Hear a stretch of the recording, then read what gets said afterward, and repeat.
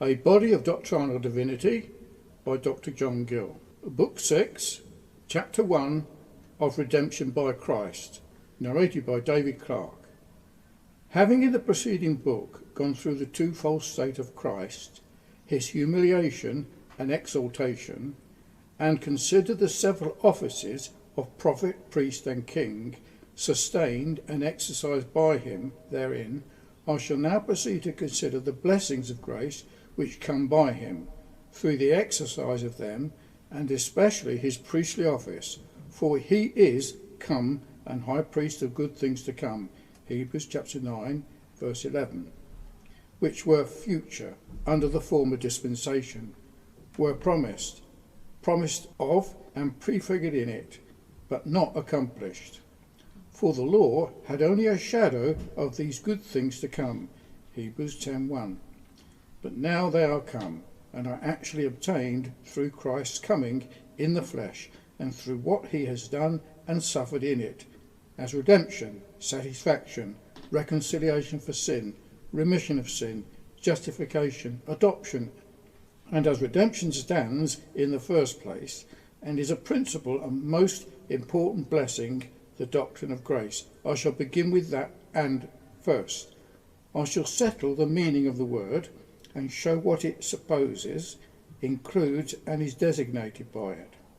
Our English word redemption is from the Latin tongue, and signifies buying again, and several words in the Greek language of the New Testament are used in the affair of our redemption, which signify the obtaining of something by paying a proper price for it. Sometimes the simple verb to buy is used, so the redeemed are said to be bought unto God by the blood of Christ, and to be bought from that earth, and to be brought from among men, and to be bought with a price, that is, with the price of Christ's blood. Hence the Church of God is said to be purchased with it. Sometimes the compound word is used which signifies to buy again, or out of the hands of another, as the redeemed are brought out of the hands of justice, as in Galatians 3:13. In other places it is used, or others derive it from, which signifies to the deliverance of a slave or captive from the thraldom by paying a ransom price for him. So the saints are said to be redeemed, not with silver and gold, the usual price paid for a ransom, but with a far greater one, the blood and life of Christ, which he came into this world to give as a ransom price for many, and even himself, which is an answerable, adequate and full price for them. There are various typical redemptions, and there are a civil nature, may serve to illustrate our spiritual and eternal redemption by Christ, as 1. The deliverance of the people of Israel out of the captivity in Egypt and Babylon. The later I will not much insist on, since, though the Jews were exiles in Babylon, they did not appear to be in much slavery and thraldom, but built houses, planted gardens, and had many privileges, inasmuch that some of them, when they might have had their liberty, chose rather to continue where they were. And though their deliverance is sometimes called a redemption, yet sparingly and in an improper sense, Jeremiah 15:21. For they were redeemed without money, and Cyrus, their deliverer, neither gave nor took a price for them, and is never called a redeemer. But the deliverance of the people of Israel out of Egypt was a very special and remarkable type of redemption by Christ, out of the worst state of bondage than was in Egypt. The Israelites were made to serve with rigour, and their lives were made bitter by hard bondage, in brick and mortar, and service in the field, and they cried to God by reason of their bondage. It was so intolerable, and it was so aggravated by the taskmasters set over them, who, by the order of Pharaoh, obliged them to provide themselves with straw, and yet bring it in the full tale of bricks as before, which fitly expresses the state and condition that men are in, who, through sin, are weak and unable to fulfil the law, Yet it is as regardless of want of strength as the Egyptians' taskmasters were of want of straw. It requires sinless and perfect obedience, and curse and condemn such as continue in it in all things to do it. The deliverance of the people of Israel is called a redemption. God promised to rid them of their bondage, and to redeem them with a stretched out arm. And when they were delivered, he is said to have led forth the people he had redeemed, and the bringing them out of the house of bondage, or redeeming them out of the house of bondmen, is used as an argument to engage them to regard the commandments of God. Exodus 6:6, 15:13, 22, and Deuteronomy 7:8, and which redemption by Christ from sin, the law and death lay the Redeemer under it, still greater obligation to do. Moses, who was the instrument of God raised up, and whom he called and sent to redeem Israel, is said to be the deliverer, or, as it should be rendered, a redeemer. Acts 7:35, in which he was a type of Christ, whom God raised up, called and sent to be a redeemer of his spiritual Israel. And there was, in some sense, a price paid for the redemption of literal Israel, since they are expressly said to be purchased people brought by the Lord. And their deliverance was owing to blood, the sprinkling of the Passover lamb, sprinkled on their doorposts, typical of the blood of Christ, the price of their redemption. Because, as it has been observed by some, the redemption of the people of Israel, being the Lord's people, was by virtue of their future redemption by Christ, whose sufferings and death were for the redemption of transgressions, or of transgressors who were under the first testament, and that the temporal deliverance of none but the Lord's people is called a redemption, not that of his or their enemies. 2. The redemption of the people of Israel, when numbered, was typical of the ransom by Christ, which was made by paying half a shekel, called the atonement money, for their souls, and which was paid alike for the rich and poor man, whereby they were preserved from any plague among them. None but Israelites were redeemed, and none are ransomed by Christ but the spiritual Israel of God, whom he has chosen. Christ has redeemed, and who shall be saved with an everlasting salvation, even the whole Israel of God, the Jews and Gentiles. They were a number of people for whom the ransoms were paid, and so they are redeemed and ransomed by Christ, whose names are written in the Lamb's book of life, who have passed under the hands of him that telleth them, and have been told unto the hands of Christ, and are particularly and distinctly known by him, even by name, the sheep for whom he has laid down his life, and are special and peculiar. The half shekel was paid alike for the rich and poor, for one neither more nor less. Christ's people, though some may be redeemed from more and greater sins than others, yet they are all redeemed from all their sins, and with the same price, the price of his blood, and which is, as the half shekel was, an atonement for their souls, by which peace and reconciliation and full satisfaction are made for sin, so that no plague should come nigh them. They were delivered from going down to the pit of destruction, and are saved from the second death. Job 33:24. 3.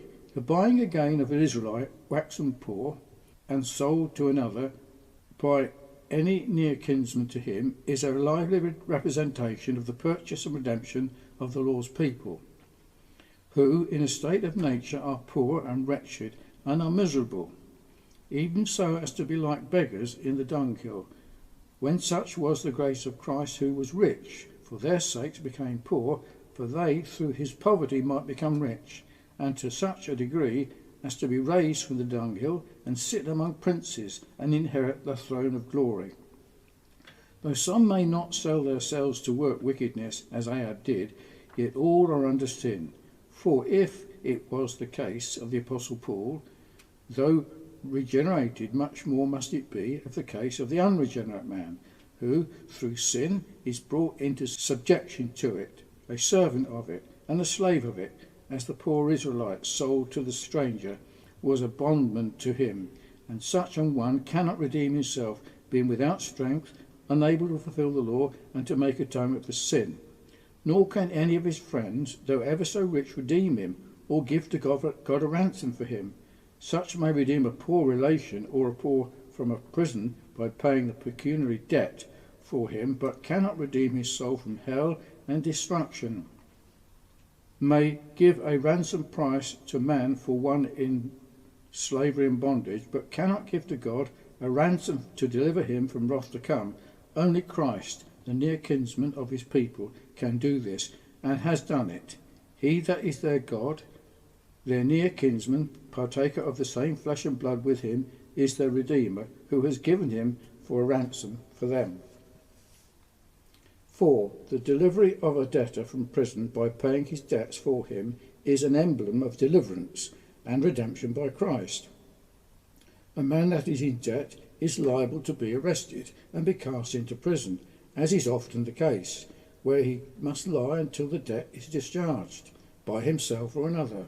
Sins are debts, and a stranger owes more than 10,000 talents and has nothing to pay. He cannot answer to the justice of God for one debt of 1,000, nor can he, by paying a debt of obedience he owes to God, pay off one debt of sin or obligation to punishment. So he is liable to go to prison, and is in one, is concluded under sin, under the guilt of it, which exposes him to punishment, and he is held with the cords and fetters of it, which he cannot loose himself from, and he is shut up under the law, in which he is held until delivered and released by Christ, who, as he has engaged to pay the debts of his people, has paid them, cleared the whole score, and blotted out the handwriting that was against them, in consequence of which is proclaimed in the gospel liberty to the captives, and by opening the prison to them that were bound, and in effectual vocation, Christ says to the prisoners, Go forth, open the prison doors for them, and to them that sit in darkness, in the gloomy cells of the prison, show yourselves, all which is done by virtue of the redemption paid by Christ for his people. 5. The ransoming of people out of slavery by paying a ransom for them serves to give an idea of the redemption of the Lord's people by Christ. They are in a state of slavery, out of which they cannot deliver themselves. Christ is the ransomer of them out of the hands of such that the stronger than they, his life and blood are the ransom price he has paid for them, and they are called the ransomed of the Lord. Their deliverance from present bondage and future ruin and destruction is in consequence of a ransom paid and given. Deliver him from going down to the pit. I have found a ransom. That's Job 33:24. In which there is an allusion to a custom in the eastern countries to put their slaves in an evening into a pit, where they are closed up until the morning, and they taken out and put to their slavish employment, but no deliverance unless a sufficient ransom is given for them, and such is the blood of the covenant. Now all these views of redemption plainly point to us the following things with respect to the redemption of the Lord's people. 1. They are previous to their redemption, and which that supposes in a state of captivity and bondage.